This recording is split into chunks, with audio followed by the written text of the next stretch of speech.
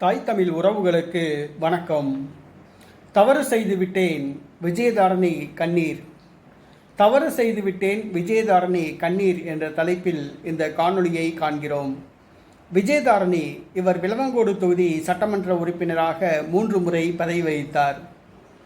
இவர் தமிழக காங்கிரஸ் சட்டசபை கொறடாவாகவும் பதவி வகித்தார். தமிழக காங்கிரஸ் பெண் தலைவர்களுள் முக்கியமான ஒரு தலைவராக இருந்தார். மீடியாக்களில் கவரப்படும் ஒரு தலைவராக இருந்தார். இவர் தமிழ்நாடு காங்கிரஸ் கட்சி தலைவர் பதவி எதிர்பார்த்தார் அல்லது அகில இந்திய காங்கிரஸ் கட்சி பொதுச் செயலாளர் பதவி எதிர்பார்த்தார். ஆனால் 2 பதவிகளும் அவருக்கு கிடைக்கவில்லை. கன்னியாகுமரி தொகுதி பாராளுமன்ற உறுப்பினர் தேர்தலில் அவர் போட்டியிட வாய்ப்பு கேட்டார். அங்கும் அவருக்கு வாய்ப்பு கிடைக்காது என்று கூறப்பட்டது. இதனால் கட்சி தலைமை மீது சமீப காலமாகவே அதிருப்தியில் இருந்து வந்தார்.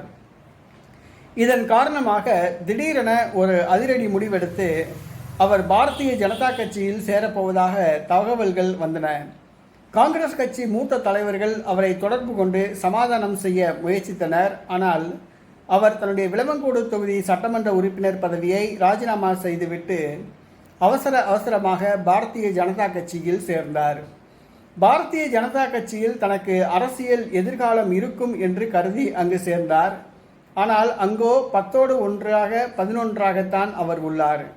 அவர் ராஜினாமா செய்த விளவங்கோடு தொகுதிக்கு கூட போட்டியிட அவருக்கு பாரதிய ஜனதா கட்சி வாய்ப்பு வழங்கவில்லை. கன்னியாகுமரி பாராளுமன்ற தொகுதிக்கு கூட அவருக்கு போட்டியிட வாய்ப்பு வழங்கவில்லை.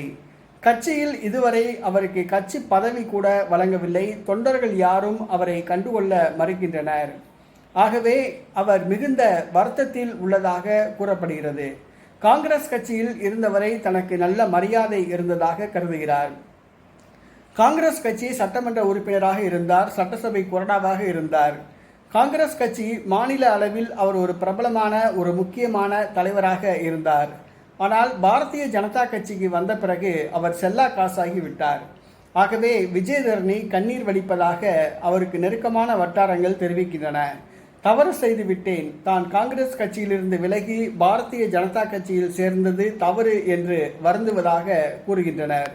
அவர் தொடர்ந்து பாரதிய ஜனதா கட்சியில் பயணிப்பாரா அல்லது பாரதிய ஜனதா கட்சியிலிருந்து விலகி மாற்றுக் கட்சியில் சேர்வாரா என்பது தெரியவில்லை.